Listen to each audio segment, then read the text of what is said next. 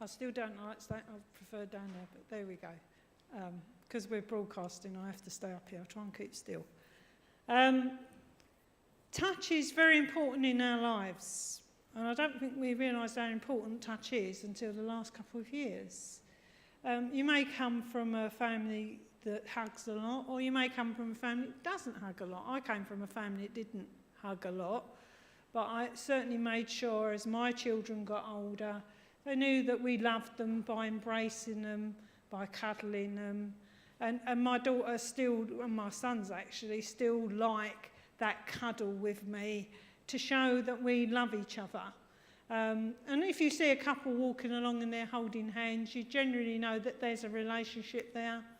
I've been married since I was 18, been with Les since 16, and we still walk along the street holding hands.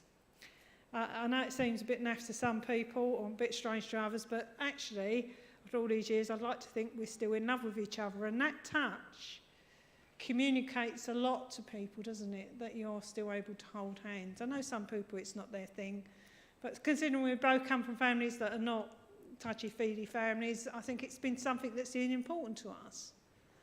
I think it really brought home to me that touch is important because a couple of years ago we were told we couldn't touch each other.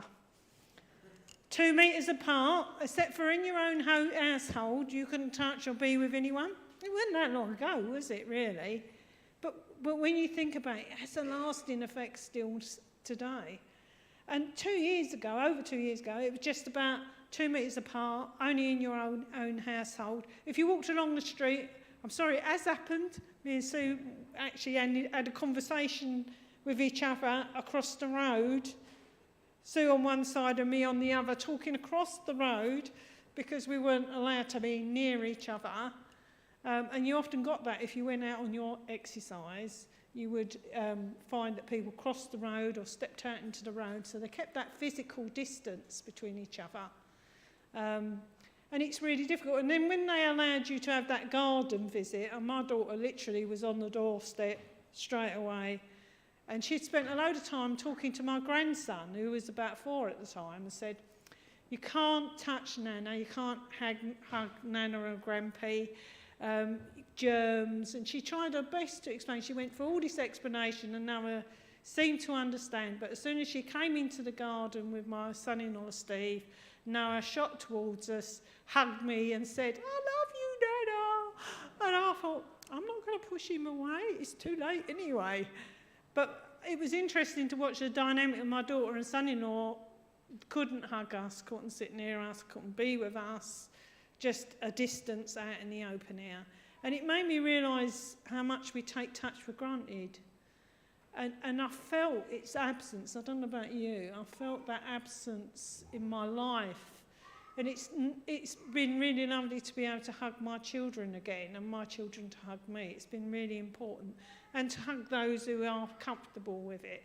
But still, we're not comfortable with it as well.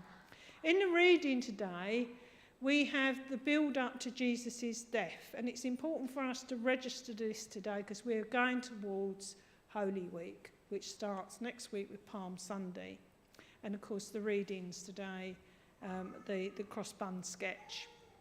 So in the story, you've got this meal where Jesus is with his friends, and there's Mary and Martha. And, of course, Martha's running around cooking and cleaning and doing all the stuff. Like in the previous story, she hasn't really learnt from that experience. But Mary knows what's going on. She knows that Jesus is heading towards his death. She's impacted by that. Now, the other disciples don't seem to be speaking about it or reacting to that, and maybe they're in denial, don't want to think about it. We've all been there. This is not something we want to talk about or think about. Perhaps it will go away if we don't talk about it. I don't know. We don't know what was happening, but nobody was talking about it. But Mary knew. Mary knew what was happening. So she bought this expensive perfume, and she does this very intimate act of touching. She touches Jesus' feet with the oil and dries them with her hair. I don't know about you, the only person who's ever touched my feet has been my mum. My husband, who massages my feet, bless him, at the end of a very tiring day. I know some people don't like their feet touched, but it's really quite wonderful when you've got achy feet. But that's about it, unless you've got a chiropodist or something like that. But people don't touch your feet. It's an intimate act. So she's touching his feet. She's anointing him. She's rubbing her hair on his feet. And it's because she's heartbroken and moved by what's going to happen next. She knows what's going to happen next. There's nothing she can do about it. So she shows her love, her compassion by doing this. And Jesus is deeply moved by this. And then breaking into that is Judas. And it's like a bubbles burst. And Judas accuses Jesus and Mary of being selfish and self-centred. You could have sold that, give the money to the poor. And we know he's saying that because really he wants the money for himself. But all the ones listening to that conversation wouldn't have necessarily known that. And maybe they would have thinking, yeah, should have used that. You know, we're told that we've got to sell everything and give it to the poor. And yet this is an extravagant act. But Jesus turns it around and he reminds them, this is about my death and burial. It's a very important point.